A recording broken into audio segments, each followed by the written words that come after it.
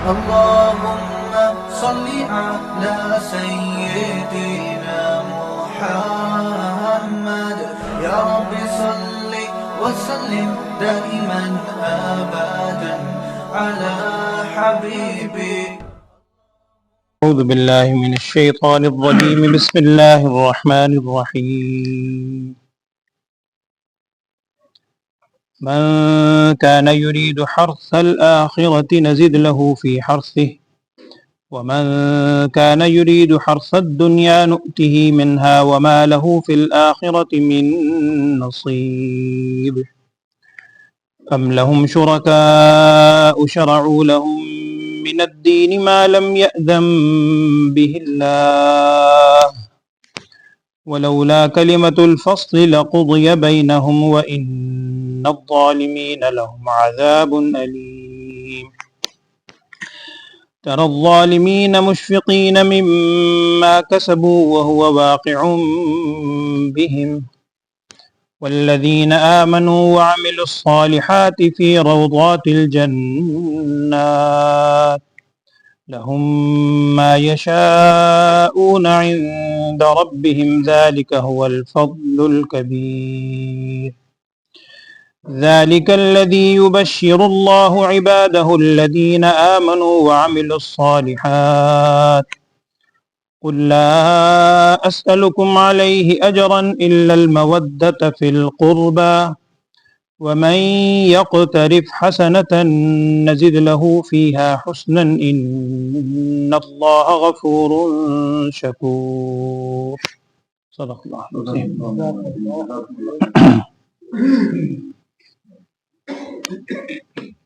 بسم الله الرحمن الرحيم.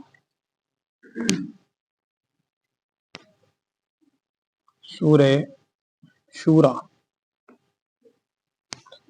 مکی صورتوں میں سے ایک صورت. گزشتہ آیت میں جو آخری الفاظ تھے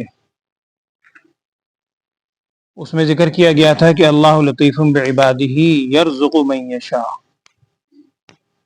اللہ تعالیٰ جسے چاہے رزق عطا فرماتا ہے، اپنے بندوں پر بڑا مہربان ہے. اور پیچھے الفاظ گزرے تھے کہ جس پر چاہے اللہ رزق تنگ کر دیتا ہے، جس پر چاہے کشادہ کر دیتا ہے. قرآن میں کئی جگہ یہ. آج جو آپ نے آیات سنی ہے اس میں پہلی آیت میں اس کی ایک وجہ بھی بیان فرمائی ہے کہ اس رزق میں اضافے کی ایک بنیادی وجہ انسان کی حسن نیت بھی ہے. اگر کوئی شخص عمل کرتا ہے صرف دنیا کی خاطر، قرآن کی اس آیت میں بھی ہے، دیگر موقع میں بھی، اگر صرف دنیا کی خاطر کوئی شخص عمل کرتا ہے تو اللہ جل شانہ دنیا تو اسے دے گا. اس کا ارادہ صرف دنیا کی زندگی کا ہے تو یہاں بعد میں ہے وَمَنْ كَانَ يُرِيدُ حَرْثَ الدُّنْيَا نُؤْتِهِ مِنْهَا، اس کو اللہ تعالیٰ عطا کرے گا. لیکن یہاں ہے وَمَا لَهُ فِي الْآخِرَةِ مِن نَصِيب، آخرت میں اس کے لیے پھر کوئی حصہ نہیں ہوگا. ہم وہ دعا یاد کرتے ہیں ربنا آتنا فی الدنیا حسنہ وفی الآخرۃ حسنہ وقنا عذاب النار. وہیں یہ الفاظ بھی ہیں ومنہم من یقول ربنا آتنا فی الدنیا. کچھ لوگ ایسے ہیں جو صرف دنیا ہی مانگتے ہیں. وما لہ فی الآخرۃ من خلاق، آخرت کے لیے آخرت میں ان کا کوئی حصہ نہیں ہوگا. تو گویا اگر کوئی شخص صرف دنیا کی نیت سے عمل کرتا ہے تو اس کو دنیا میں سے بھی کچھ، یہ مطلب نہیں ہے کہ اس کو اللہ دنیا بالکل ہی نہیں دے گا. اللہ تعالیٰ اسے دنیا دے گا لیکن کچھ دنیا میں سے حصہ دے دے گا، لیکن آخرت میں اس کے لیے پھر کوئی چیز نہیں ہوگی. اس کے مقابلے میں من کان یرید حرث الآخرہ، جو شخص آخرت کی کھیتی کے لیے آخرت کی نیت سے ارادے سے کام کرتا ہے تو اللہ تعالیٰ فرما رہے ہیں نزد لہ فی حرثہ، اب اس کی کھیتی میں یا اس کی چیز میں اضافہ ہوگا. آخرت کی نیت اگر کرتا ہے پھر تو اضافہ ہے، لیکن اگر دنیا کی نیت سے صرف کام کرے گا تو کچھ مل جائے گا لیکن آخرت میں اس کے لیے کوئی حصہ نہیں ہوگا. اصل میں جو بنیادی چیز ہے، ایک حدیث میں بھی نبی صلی اللہ علیہ وسلم نے ارشاد فرمایا تھا اور اس آیت سے بھی یہ چیز سامنے آ رہی ہے کہ یہ دنیا آخرت کی کھیتی ہے. الدنیا مزرعۃ الآخرہ، دنیا آخرت کی کھیتی ہے. آپ جب کسی کھیتی کے اندر کوئی بیج ڈالتے ہیں تو ظاہری بات ہے جو بیج ڈالیں گے उस खेती में से वही निकले। ये तो हो नहीं सकता कि आप बीज कोई और बोएं और तवक्कुआत किसी और की वाबस्ता कर लें, ये मुमकिन नहीं है। तो इस दुनिया में आप जैसा अमल करेंगे, अच्छा अमल करेंगे और आखिरत की नीयत से करेंगे, आखिरत में इंशाअल्लाह आपको अल्लाह जल्ल शानहू की तरफ से उसका अजर भी मिलेगा। और सिर्फ मिलेगा नहीं, यहाँ आज की आयत में भी आखिर में आ रहा है, अल्लाह जल्ल शानहू कई गुना बढ़ाकर अजर देगा। और वहां कुरान में दूसरी जगह है, वल्लाहु युज़ाइफु लिमन यशा, अल्लाह ताला जितना चाहे इजाफा करता है। 70 गुना तक तो है वहां पर लफ्ज़। और सूरे बकरा में अगर कभी आपको मौका मिले वो रुकू भी आप जरूर पढ़िएगा, तीसरे पारे का गालिबन तीसरा रुकू है। उस पूरे रुकू में अल्लाह जल्ल शानहू ने मिसाल देकर बयान फरमाया, एक मिसाल, दूसरी मिसाल, तीसरी मिसाल, पूरे रुकू में। मसलुल्लज़ीना युनफ़िक़ूना अम्वालहुम फ़ी सबीलिल्लाह कमसली हब्बा, वो देखिए, मौका नहीं, आप बल्कि पढ़ चुके हैं हम शुरू में, कि जो अल्लाह के रास्ते में खर्च करते हैं उनकी मिसाल ऐसे एक जैसे एक दाना होता है, एक दाना डालते हैं 7 बालियां निकलती हैं, हर बाली से 100 दाने निकलते हैं, फी कुल्ली सुम्बुलतिन मिअतु हब्बा, 100 दाने निकलते हैं। तो ऐसे ही जो नेकी करता है अल्लाह जल्ल शानहू कई गुना बढ़ाकर उसको अजर व सवाब देता है। तो जो आखिरत की नीयत से काम करेगा उसकी खेती में अल्लाह जल्ल शानहू इजाफा फरमाएंगे, कुरान का वादा है। और जो सिर्फ दुनिया की नीयत से काम करेगा तो ये नहीं कहा कि उसको दुनिया नहीं देंगे, कुछ दुनिया में उसको मिलेगा, लेकिन आखिरत में उसके लिए फिर कोई हिस्सा नहीं। दूसरी आयत में कहा जा रहा है कि अम लहुम शुरकाउ शरउ लहुम मिनद्दीन मा लम यअज़म बिहिल्लाह, क्या वो जो जिनको वो शरीक अपने साथ अल्लाह ताला के साथ करते हैं, शुरका शरीक हैं, नाहक हैं, जो भी हैं, बुतों की शक्ल में हो, इंसान नुमा शक्ल में हो, जिनको अल्लाह जल्ल शानहू के बराबर वो समझते हैं नाउज़ बिल्लाह, क्योंकि अव्वलीन मुखातिब मुशरिकीन है। तो क्या वो ऐसे हैं कि उन्होंने इनके लिए दीन में कोई ऐसा रास्ता मुतय्यन कर दिया है, कोई ऐसी चीज मुकर्रर कर दी है, मालम यअज़म बिहिल्लाह, जिसकी अल्लाह ने इजाजत नहीं दी? क्या कोई ऐसा है? अम लहुम शुरका, क्या उनके शरीक ये कहते हैं? जाहिर बात ऐसा नहीं है। जब ऐसा नहीं है तो फिर ये अल्लाह जल्ल शानहू के साथ हर मामलात में दूसरे को शरीक क्यों करते हैं?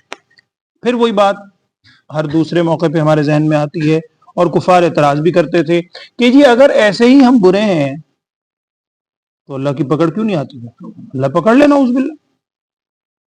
तो हर दूसरी जगह ये अल्फाज आते हैं, यहां भी वही है, वलौला कलिमतुल फस्ल, अगर एक फैसले वाली बात ना होती।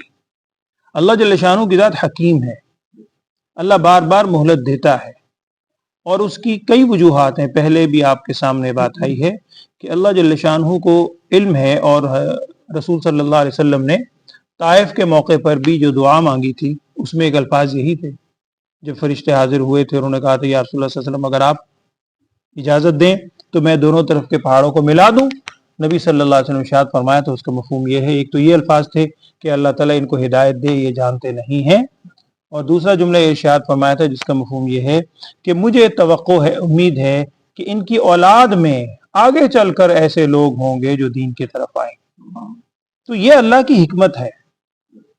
वलौला कलिमतुल फस्ल, अगर फैसले वाली बात ना होती कि अल्लाह ने एक वक्त मुकर्रर कर रखा है, लक़ुज़िया बैनहुम, तो इनके दरमियान यहीं अभी फैसला हो जाना था। लेकिन वइन्नज़्ज़ालिमीन, जो बेशक जालिम लोग हैं, लहुम अज़ाबुन अलीम, उनके लिए इंतहाई दर्दनाक अज़ाब है। समझते नहीं है लोग। फिर भी जालिम लोगों को आप किस कैफियत में देखेंगे? मुशफ़िक़ीन मिम्मा कसबू, जो उन्होंने अमल किए हैं, अमाल किए होंगे, उनकी वजह से मुशफ़िक़ीना, बड़े डर रहे होंगे, खौफज़दा होंगे। देखिए, किसी चीज के नतीजे से पहले खौफ ज़दगी खुदा न खास्ता दिल में आ जाना, ये भी एक बहुत बड़ी तकलीफ दे चीज है। इंसान डर डर के, हम कहते हैं ना, डर डर के ही मर जाएगा, खौफज़दा। तो मुशफ़िक़ीना, वो खौफज़दा होंगे, मिम्मा कसबू, उस वजह से जो उन्होंने अमल किए होंगे। क़यामत का मंजर है, लेकिन उस खौफज़दा होने से अब कोई फायदा नहीं। अब वो तौबा भी कर लें, खौफज़दगी का इजहार भी कर लें, अब कोई फायदा नहीं। वहुवा वाक़िउम बिहिम, और वो उन पर अब अजाब वाक़े होकर रहेगा। अब कोई फायदा नहीं है खौफज़दा होने का। उन जालिमों के साथ ये चीज होगी, लेकिन इनके मुकाबले में वो जो ईमान वाले हैं, نیک اعمال کرنے والے ہیں فی روضات الجنات، الحمدللہ وہ جنتوں کے باغات میں ہوں گے، روضات میں، روضتن اسی کی جمع روضات، اور سب سے بلند ترین مقام رسول اقدس صلی اللہ علیہ وسلم کی ذات مقدسہ کا ہے، حدیث میں بڑی تفصیل آتی ہے، وہ روضات الجنات کے اندر ہوں گے۔ ان کے لیے دوسری کیفیت یہ ہوگی جو وہ چاہیں گے اہل جنت کے لیے وہاں پر اللہ جل شانہ کی طرف سے ملے گا۔ لیکن ایک بات جو ہر وقت مد نظر رکھنی چاہیے کہ یہ جنت میں دخول، جنت میں جانا، اس میں انسان کا کمال کوئی نہیں، انسان کے اعمال کا اس میں دخل ہوتا ہے، لیکن صرف اعمال کی بنیاد پر انسان جنت میں نہیں جائے گا۔ وہ حدیث بھی ہے اور یہاں بھی کیا الفاظ ہیں، ذالک هو الفضل الکبیر، یہ جو ایمان والے اور نیک اعمال والے اگر جنات میں ہوں گے، روضات الجنات میں ہوں گے، یہ اللہ تعالیٰ کی طرف سے بہت بڑا فضل ہے۔ وہ حدیث کا مفہوم آپ کے سامنے ہے۔ ایک مرتبہ رسول صلی اللہ علیہ وسلم یہ بات ارشاد فرمائی تھی اس انداز میں کہ کوئی شخص بھی اپنے عمل کی وجہ سے جنت میں نہیں جائے گا۔ تو ایک صحابی نے بڑے تعجب سے یوں پوچھ لیا تھا ہمت کر کے کہ یا رسول اللہ صلی اللہ علیہ وسلم کیا آپ بھی، آپ صلی اللہ علیہ وسلم فرما رہے ہیں کوئی اپنے عمل کی وجہ سے جنت میں نہیں جائے گا، کیا آپ بھی اپنے بارے میں یہ فرما رہے ہیں؟ اس حدیث کا مفہوم یہی ہے کہ آپ صلی اللہ علیہ وسلم نے اپنے سر مبارک پہ دست اقدس رکھا تھا، اگرچہ لکھا ہے محدثین آپ صلی اللہ علیہ وسلم کی عاجزی ہے، کثر نفسی ہے، ارشاد فرمایا تھا کہ جب تک محمد صلی اللہ علیہ وسلم کی ذات کو اللہ کی رحمت ڈھانپ نہ لے، تو جب وہ ہستی ہمیں سکھانے، اصل تو ہمیں سکھانے کے لیے جب ہمیں یہ بار بار کہہ رہے ہیں تو ہم کون ہوتے ہیں اپنے آپ کو نعوذ باللہ کہ ہم جناب جنت کے ٹھیکیدار اور ایسے ہیں فلاں ہیں یوں ہیں۔ میں ویسے نہیں کہہ رہا، یہ فی زمانہ بالکل آپ دیکھیے گا معاشرے کی حالت۔ ابن انشا مشہور ادیب گزرے، بڑی بعض اوقات اللہ تعالیٰ کسی کی زبان سے ایسے جملے لکھوا دیتا ہے۔ ابن انشا نے ایک کتاب لکھی ہے، اردو کی آخری کتاب، مزاحیہ ہے، طنزیہ ہے، اس میں چھوٹے چھوٹے جملے ہیں۔ ابن انشا اس میں لکھتے ہیں، اور ہمارے زمانے کی عکاسی کی، وہ تو انہوں نے اپنے دور میں کی تھی، انہیں دنیا سے گئے ہوئے بھی کتنے سال ہو گئے، اب جو آگے جاتا ہے اب تو اور حال برا۔ اس میں لکھتے ہیں کہ جناب اردو کی آخری کتاب شاید آپ میں سے مطالعے میں گزری ہوگی، اس میں طنز کیا ہے، انہوں نے کہا دیکھیں جی آپ نے الجبرا پڑھا ہے، حساب پڑھا ہے، حساب کے اندر دائرے بھی ہوتے ہیں، دائرے آپ نے پڑھے، الجبرا میں دائرے پڑھے آپ، کوئی حادہ ہوتا ہے، کوئی دائرہ مستقیم ہوتا ہے، مستطیل ہوتا ہے، انگریزی میں اور نام رکھ دیتے ہیں آپ اس کے۔ کہنے لگے وہ دائرے، کچھ دائرے آپ نے پڑھے ہیں الجبرا میں، کہنے لگے ایک دائرہ ہمارے یہاں بھی ہے پاکستان کے بعد، اس کو کہتے ہیں دائرہ اسلام۔ ایک دائرہ تو آپ نے وہ پڑھے، ایک ہمارے یہاں دائرہ ہے اس کا نام ہے دائرہ اسلام۔ اور آگے ابن عیسیٰ لکھتا ہے کہ یہ دائرہ اسلام وہ ہے طنز کے طور پہ کہ ایک زمانہ تھا جب اس دائرے میں لوگوں کو داخل کیا جاتا تھا، کوشش کی جاتی تھی اسلام میں داخل ہو جاؤ، اب ہمارا حال یہ ہے کہ ہم لوگوں کو اس دائرے سے خارج کرتے ہیں، تو بھی کافر، تو بھی کافر، تو بھی کافر، فلاں بھی کافر، فلاں بھی کافر، فلاں بھی کافر، بس میں رہ گیا۔ انہوں نے کہا کہ یہ دائرہ وہ ہے جس میں اب ہم لوگوں کو خارج کرتے ہیں، تو خارج کرنے والا کام چھوڑیں، اللہ کے لیے تھوڑے سے اپنے اندر وسعت پیدا کریں، اپنے اندر تھوڑی سی یعنی تحمل پیدا کریں، دوسرے کی بات حوصلے سے سننے کی عادت ڈالیں اپنے آپ کو۔ اور دیکھیے ایک جگہ بات ہو رہی تھی، بات لمبی ہو جائے گی، پھر ایک جگہ پہ جایا کرتا تھا تو ایک دفعہ انہوں نے ایگزیبیشن ہوئی کہ چھوٹی سی، تو اس میں وہاں پر ایک کرسچن تھا، عیسائی، پطرس شاید نام تھا، پینٹنگ کا کام کرتا تھا، پینٹر تھا جیسے ہوتے ہیں فیکٹری میں پینٹر والا بورڈ وغیرہ لکھنے کے لیے۔ تو ایگزیبیشن تھی، انہوں نے مختلف قسم کی چیزیں لگائی ہوئی تھی، میں بھی جب گیا تو کہنے لگا آپ صاحب، اس کا افتتاح ہونا تھا، وہ جو صاحب بھی تھے مہمان خصوصی، خیر وہ مجھے لے گئے اس ہال میں، بڑا ہال تھا، اس میں بڑی چیزیں لگی ہوئی ہیں، کسی نے کوئی ہینڈی کرافٹس کے کوئی چیز بنائی ہوئی ہے، کسی نے کوئی بنائی ہوئی ہے۔ اس کے شروع ہی میں نا اس نے پطرس، یہ جو وہاں کا تھا وہ پینٹر، اس نے لکھ کے کلمہ لکھا ہوا لا الہ الا اللہ محمد، بڑا خوبصورت لکھا ہوا۔ اچھا مجھے نا وہ صاحب مجھے لے گئے ایک طرف، کہنے لگا آپ صاحب یہ نا پطرس نے لکھا ہے، یہ دیکھیں ذرا۔ خیر میں بڑا خوش ہوں، میں نے کہا بڑا اچھا لکھا۔ مجھے کہنے لگے نہیں سر وہ لوگ نا اعتراض کر رہے ہیں، آپ کو پتا ہے آپ تو جان عیسائی لوگ اعتراض کر رہے ہیں وہ۔ اچھا میں پھر بھی نہیں سمجھا، میں نے کہا شاید وہ اعتراض یہ کر رہے ہیں کہ اس کو شاید لکھنے میں کوئی حروف غلطی ہو، زبر زیر کی یا تلفظ کی شاید عبارت میں غلطی ہو. میں نے پھر غور سے پڑھا, میں نے کہا یار بڑا اچھا لکھا ہے اور صحیح لکھا ہے, کوئی غلط تو نہیں لکھا. مجھے پھر وہ کہنے لگا آپ صاحب سمجھے نہیں, لوگ اعتراض کر رہے ہیں کہ عیسائی ہے وہ اور کلمہ لکھ رہا ہے, وہ پتہ نہیں ناپاک ہے اور کیا اس نے باتیں کی. مجھے بڑا غصہ چڑھا. میں نے ان صاحب سے کہا, وہ بھی اللہ کو پیارے ہو گئے, بیگ صاحب تھے, بہت ہو گیا, اللہ غریق رحمت کرے. میں نے ان سے کہا بیگ صاحب, میں نے کہا آپ نماز پڑھتے ہیں, قرآن پڑھتے ہیں, قرآن کا آغاز کیسے ہوتا ہے؟ میں نے کہا کیا کہا ہے اللہ تعالیٰ نے؟ الحمدللہ رب المسلمین کا, رب المتقین کا ہے اللہ نے. میں نے کہا اس پطرس کا رب کون ہے؟ اس کا رب بھی تو اللہ ہے. میں نے کہا وہ رب العالمین ہے. آپ اللہ کی رحمت کو سینے سے کیوں لگاتے ہیں؟ بس دی میرا ہی رب ہے, تیرا نہیں ہے, نعوذ باللہ. میں نے کہا اس کا رب بھی وہی ہے. آپ ذرا کشادہ ہو کر دیکھیں, ہاں اس کی حوصلہ افزائی کریں, اس کو محبت سے سمجھائیں, اپنے پاس بٹھائیں, حوصلہ افزائی کرنی چاہیے. آپ اس سے نفرت کریں گے نہیں جی یہ تو ہے ہی غلط, یہ ہے ہی غلط. عقیدہ ہے, سوچ ہے, عمل ہے, اس سے نفرت ہونی چاہیے, ذات سے تو کوئی نفرت نہیں ہے. قرآن دوسری جگہ کہتا ہے وَلَقَدْ كَرَّمْنَا بَنِي آدم, ہم نے اولاد آدم کو فضیلت دی ہے. تو بہرحال بات لمبی ہو رہی ہے, میں صرف عرض کر رہا ہوں کہ یہ ذالک هو الفضل الکبیر, یہ جنت میں جانا یہ اللہ تعالیٰ کا بہت بڑا فضل ہے. اللہ تعالیٰ اپنے خاص فضل و کرم سے ہمیں بھی یہ عظیم نعمت عطا فرمائے, آمین. اگلی آیت میں ہے کہ ذالک الذی یبشر اللہ عبادہ الذین آمنوا, یہ اللہ تعالیٰ کی جانب سے یہ روضات جنات اور یہ ساری خوشخبری اپنے بندوں میں سے ان لوگوں کے لیے ہے. وہی دوبارہ سے تاکیداً ذکر ہے کہ شرط کیا ہے, ہم بھی اگر اس خوشخبری میں شامل ہونا چاہتے ہیں, ہم بھی اگر اللہ کی ان نعمتوں سے مستفید ہونا چاہتے ہیں, تو بنیادی شرط ہر جگہ قرآن میں ہی بیان ہوئی ہے, عباد ان لوگوں کے لیے بندوں میں سے آمنو وعملوا الصالحات, جو ایمان لائے اور نیک اعمال اختیار کی. قل لا اسألکم علیہ اجرا الا المودۃ فی القربى, یہ ذرا تھوڑا سا آپ اس کو توجہ سے سن لیں, چونکہ قرآن پاک کی یہ الفاظ وہ ہیں جس سے ایک طبقہ ہے, اللہ سب کو ہدایت دے, انہوں نے اس سے بڑا غلط مفہوم نکالا ہے, وہ میں تھوڑا سا عرض کر دوں.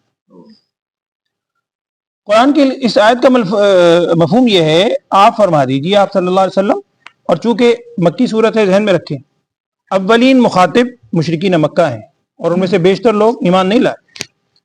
آپ فرما دیجئے میں تم سے کسی اجر کا مطالبہ نہیں کرتا سوائے استثناء ایک چیز کا, میں تم سے مطالبہ کرتا ہوں, اجر تو کوئی نہیں مانگتا, ہاں ایک چیز کی ڈیمانڈ, ایک چیز کا مطالبہ ہے, کیا؟ الا المودۃ فی القربى, مگر دوستی چاہتا ہوں فی القربى, رشتہ داری میں. یعنی آیت کا مفہوم یہ ہے, اور یہ میں ویسے ہی نہیں کہہ رہا اپنی جانب سے, نعوذ باللہ, صحابہ اکرام میں حضرت عبداللہ ابن عباس رضی اللہ تعالیٰ عنہ, جنہیں صحابہ اکرام بھی ترجمان القرآن کہا کرتے تھے, قرآن پاک کے ترجمان, بہترین مفسر صحابہ میں سب سے بہترین اگر کوئی ہیں حضرت عبداللہ ابن عباس, یہ بھی ہیں, حضرت ابی ابن کا اور بھی ہیں, لیکن عبداللہ ابن عباس کا خاص امتیازی شان. ان سے کسی نے پوچھا تھا اس آیت کا مفہوم, تو عبداللہ ابن عباس رضی اللہ تعالیٰ عنہ نے بھی آیت کا مفہوم یہ بیان کیا جس کو جو میں عرض کر رہا ہوں. انہوں نے کہا اس آیت کا مفہوم یہ ہے کہ رسول صلی اللہ علیہ وسلم سے کہا جا رہا ہے, آپ ان سے کہیے میں تم سے کسی اجر کا مطالبہ نہیں کرتا, کیونکہ مشرکین مکہ مخاطب ہیں. اور یہ ذہن میں رہے کہ نبی اقدس صلی اللہ علیہ وسلم قریش کے خاندان میں سے ہیں, خاندان قریش میں سے, بنو کنانہ کی جو اولاد ہے, سارا سیرت میں آپ نے پڑھا ہے. تو یہ کہا جا رہا ہے میں تم سے کسی اجر کا مطالبہ نہیں کرتا, مگر جو خاندانی قرابت داری ہے, تم میرے سارے خاندان کے, برادری کے, خاندان کے لوگ ہو, تو خاندان ہونے کے تحت کیا اتنا بھی حق نہیں ہے کہ تم مجھے تکلیف نہ پہنچاؤ, مجھے میرا کام کرنے دو. ٹھیک ہے تم نہیں مانتے تو خاندانی طور پر بھی تو کوئی حق ہے, اس کا تقاضا میں تم سے کرتا ہوں کہ کم از کم یہ چیز تو ذہن میں رکھو. یہ مفہوم ہے اس آیت کا. بعض شیعہ حضرات نے, اہل تشیع نے, اس آیت سے مفہوم یہ نکالا ہے, اور جو بالکل غلط ہے. میں اس لیے عرض کر رہا ہوں حضرت عبداللہ ابن عباس رضی اللہ تعالیٰ عنہ اور دیگر حضرات سے بھی جو منقول ہے تقریباً ہر تفسیر کی کتاب میں, وہ یہی مفہوم ہے جو میں نے عرض کیا. وہ مفہوم یہ نکالتے ہیں, اور میں آپ سے عرض کر دیتا ہوں تاکہ غلط فہمی نہ رہے. ان کا کہنا یہ ہے کہ اس میں کہا جا رہا ہے کہ آپ صلی اللہ علیہ وسلم یوں فرمائیں کہ میں کسی اجر کا مطالبہ نہیں کرتا, مگر محبت کرنے کا تم سے تقاضا کرتا ہوں. کس سے؟ میرے رشتہ داروں کے ساتھ, اہل بیت کے ساتھ. دیکھیں اہل بیت سے محبت ہمارے ایمان کا جز کیا ہے ہی ایمان، وہ اس کے بغیر ایمان ہے ہی نہیں، لیکن اس کے لیے اور بے شمار دلائل ہیں۔ اس آیت سے یہ بات قطعاً نہیں نکلتی۔ دو وجہ ہیں اس کی، میں صرف آپ سے ویسے عرض کر دیتا ہوں سمجھانے کے لیے، میں بار بار آپ سے عرض کر رہا ہوں، آپ نے سنا ہے یہ آیت ہے مکی، اور وہ باقاعدہ الفاظ لے کر یہ کہتے ہیں، ان کی کتابوں میں لکھا ہے اس سے مراد ہیں حضرات حسنین رضی اللہ تعالی عنہ، ہمارے سر کا تاج ہیں، حضرت فاطمہ رضی اللہ تعالی عنہ ہمارے سر کے تاج ہیں سارے، حضرت علی مرتضی رضی اللہ تعالی عنہ۔ یاد رکھیے حضرت علی رضی اللہ تعالی عنہ، حضرت فاطمہ رضی اللہ تعالی عنہ کی ہجرت سے پہلے تو شادی نہیں ہوئی تھی، یہ تو مکی صورت ہے۔ حضرات حسنین رضی اللہ تعالی عنہم سیدنا، یہ تو سب دنیا میں آئی اس کے بعد ہیں، تو اس وقت مخاطب تھے کفار، ان سے کفار سے کہا جا رہا ہے کہ جو برادری کا ایک تقاضا ہے اس کا میں تم سے، یعنی اس محبت کا تم سے میں تقاضا کرتا ہوں کہ برادری کے طور پر، خاندانی طور پر جو محبت ہونی چاہیے، ایک دوسرے کا خیال ہوتا ہے، کم از کم وہ خیال تو کرو۔ اگر تم نہیں مان رہے نہ مانو، لیکن جو ایک برادری کا تقاضا ہے اس کا تو تم خیال رکھو۔ حضرت عبداللہ ابن عباس سے بھی، دیگر صحابہ سے بھی اس کا یہی مفہوم منقول ہے۔ پھر آیت دیکھ لیجئے، آپ فرما دیجئے میں سوال نہیں کرتا تم سے اجر کا سوائے اس دوستی کے فی القربہ جو رشتہ داری میں ہے۔ وَمَن يَقْتَرِفْ، آخری الفاظ جو آج آپ نے سنے یہ ہیں، وَمَن يَقْتَرِفْ حَسَنَةً نَزِدْ لَهُ فِيهَا حُسْنًا، اور جو شخص کمائے گا کوئی نیکی، عمل کرے گا کسی بھلائی کا، نزد لہو فیہا حسنا، ہم زیادتی کریں گے اس کے لیے اس بھلائی میں۔ اب وہ زیادتی کی کئی صورتیں ہیں، ایک صورت تو یہ لکھی ہے کہ اگر کوئی شخص کسی کو نیکی کرتا ہوا دیکھ کر نیکی کرے گا، یا کسی کے کہنے پر نیک عمل کرے گا، تو جس نے نیک عمل کیا ہے اس کا ثواب بھی اس کو ملے گا۔ تو جس شخص نے کوئی بھلائی کی ہم اس کے لیے زیادتی کریں گے، زیادتی یہ ہے کہ عمل تو اس نے ایک دفعہ کیا، اس کو دیکھ کر دوسرا عمل کر رہا ہے، یہ دنیا سے بھی رخصت ہو گیا، وہ جب تک عمل کرے گا اس کے کہنے سے اس کا اجر و ثواب میں یہ بھی شامل ہوگا، یہ بھی حدیث کا مفہوم ہے۔ اسی طرح ایک مفہوم اس کا یہ بھی ہے کہ اللہ جل شانہ کی طرف سے زیادتی ہوگی نیکی میں، کہ ایک دفعہ جب انسان نیکی کرتا ہے، پہلے بھی آپ کے سامنے بات آئی، تو اللہ جل شانہ کی طرف سے دوبارہ نیکی کی توفیق بھی ہوتی ہے۔ نیکی کرے گا تو دوبارہ نیکی کی توفیق ہوگی، نیکی پر تسلسل رکھے گا تو بار بار نیکی کرنے کی اللہ تعالیٰ کی طرف سے توفیق ہوگی، تو نیکی کرتا چلا جائے گا، اللہ تعالیٰ مزید نیکی کی اس کو توفیق عطا فرمائے گا، یہ بھی ہے کہ۔ اور ایک مفہوم اس کا یہ بھی لکھا ہے کہ نیکی کرنے سے اللہ جل شانہ اس کے گناہوں کو بھی معاف فرما دے گا، یہ بھی قرآن کی آیت ہے، ان الحسنات یذہبن السیئات، بے شک نیکیاں جو ہیں یہ سیئات کو لے جاتی ہیں، مٹا دیتی ہیں، تو وہ بھی اللہ تعالیٰ کی طرف سے گویا اضافہ ہے اس کے اعمال کے اندر۔ تو یہاں وہی ہے کہ جو شخص عمل کرتا ہے نیک، نزد لہو فیہا حسنا، ہم اس کے لیے زیادتی کرتے ہیں اس بھلائی میں۔ ان اللہ غفور شکور، اللہ بخشنے والا ہے، بڑا ہی قدردان ہے، شکر گزاروں کو پہچاننے والا ہے۔ ترجمہ پڑھ لیجیے، اعوذ باللہ من الشیطان الرجیم، بسم اللہ الرحمن الرحیم۔ من کان یرید حرث الآخرہ نزد لہ فی حرثہ، جو شخص چاہتا ہے آخرت کی کھیتی، نزد لہ فی حرثہ، ہم زیادتی کریں گے اس کے لیے اس کھیتی میں، یعنی آخرت کی نیت سے جو کام کرے گا ہم اس کے لیے کئی گنا بڑھا کر اس کو آخرت میں عطا کریں گے انشاءاللہ۔ اور ومن کان یرید حرث الدنیا، اور جو شخص ارادہ کرے گا، چاہتا ہے صرف دنیا کی کھیتی کو، نؤتہ منہا، ہم کچھ، منہا من تبعیض کے لیے بھی آتا ہے، یہاں تبعیض والا ہے بعضیت کے لیے، ہم اسے دیں گے اس کھیتی میں سے کچھ، دنیا میں بھی کچھ اس کو دے دیں گے، یہ نہیں کہ بالکل نہیں ملے گا، دنیا میں کچھ دیں گے، لیکن وما لہ فی الآخرۃ من نصیب، پھر اس کے لیے آخرت میں کوئی حصہ نہیں ہوگا۔ ام لہم شرکاء شرعوا لہم من الدین ما لم یأذن بہ اللہ، کیا وہ جن کو یہ شریک ٹھہراتے ہیں، شرعوا لہم، انہوں نے مقرر کیا ان کے لیے کوئی راستہ دین میں، ایسا راستہ لم یأذن بہ اللہ، جس کی اللہ نے اجازت نہیں دی، یقیناً ایسی بات نہیں۔ ولولا کلمۃ الفصل، اور اگر ایک فیصلہ کن کلمہ نہ ہو چکا ہوتا تو لقضی بینہم، ان کے درمیان فیصلہ ابھی ہو جاتا، اللہ کی طرف سے پکڑ آ جاتی۔ وَإِنَّ الظَّالِمِينَ لَهُمْ عَذَابٌ أَلِيمٌ، اور بے شک جو ظالم ہیں ان کے لیے دردناک عذاب ہے۔ اور یہ بات بھی ذہن میں پہلے بھی آپ کے سامنے آئی کہ ظالم سے مراد سب سے بڑا ظلم شرک ہے، ان شرک لظلم عظیم، تو اس سے مراد یہاں پر شرک ہی ہے۔ تر الظالمین، یہاں اگلے الفاظ میں بھی ظالم سے مراد عام ظلم والا نہیں ہے بلکہ شرک والا مراد ہے۔ یہ میں اس لیے عرض کر رہا ہوں کہ اس کے مقابلے میں ایمان والوں کا ذکر ہے، یعنی ایک طرف ایمان والے ایک طرف مشرک، مقابلے میں تبھی ہوں گے۔ تر الظالمین، آپ دیکھیں گے ظالموں کو، مشفقین مما کسبوا، جو ڈر رہے ہوں گے اس چیز کے بارے میں، ان چیزوں میں کسبوا جو انہوں نے کیے ہوں گے اپنے اعمال، لیکن اس وقت ڈرنے سے فائدہ پھر کچھ نہیں ہونا، وَهُوَ وَاقِعٌ بِهِمْ، اور وہ اس میں واقع ہو کر رہیں گے، گر کر رہیں گے۔ اور اس کے مقابلے میں وَالَّذِينَ آمَنُوا وَعَمِلُوا الصَّالِحَاتِ، جو ایمان لائے اور نیک اعمال اختیار کیے، فی روضات الجنات، وہ روضات الجنات جنت کے باغوں کے اندر موجود ہوں گے انشاءاللہ۔ لہم ما یشاءون، ان کے لیے وہاں ہوگا جو وہ چاہیں گے، عند ربہم، ان کے رب کی جانب سے، ذالک هو الفضل الکبیر، اور یہ بہت بڑا فضل ہے ان کے اوپر اللہ کا، اس میں ان کا اپنا کمال نہیں۔ ذالک الذی یبشر اللہ عبادہ الذین آمنوا وعملوا الصالحات، مزید تاکید کے لیے پھر ہے کہ یہ خوشخبری ہے اللہ کی اپنے بندوں میں سے ان لوگوں کے لیے جو ایمان لائے اور انہوں نے نیک اعمال کیے۔ قل، آپ صلی اللہ علیہ وسلم ان سے فرما دیجئے، لا اسألکم علیہ اجرا، میں تم سے سوال نہیں کرتا کسی اجر کا، الا المودۃ فی القربى، مگر دوستی کا، قرابت داری میں، رشتہ داری میں۔ ومن یقترف حسنۃ نزد لہ فیہا حسنا، اور جو شخص کمائے گا حسنۃ کوئی نیکی، نزد لہ فیہا حسنا، ہم زیادتی کریں گے اس کے لیے اس میں بھلائی، یعنی بھلائی کے طور پر مزید اس میں اضافہ فرمائیں گے۔ ان اللہ غفور شکور، بے شک اللہ تعالیٰ بڑا ہی بخشنے والا ہے، بڑا قدردان ہے۔ یہ جو بخشنے والا بخشنے والا بخشنے والا بار بار الفاظ آتے ہیں، چونکہ انسان رہتی دنیا تک انسانوں کے لیے یہ قرآن کی ہدایات ہیں۔ ہم آج اگر آیت پڑھ رہے ہیں، ہم تو بھی دارالعمل میں ہیں الحمدللہ، تو ہمیں اللہ تعالیٰ کی طرف رجوع کرنا چاہیے۔ اللہ تعالیٰ کی ذات بڑی ہی بخشنے والی ہے، اور شکر ادا کرنا چاہیے، اللہ شاکرین کا بڑا قدردان بھی ہے۔ اللہ تعالیٰ عمل کی توفیق دے۔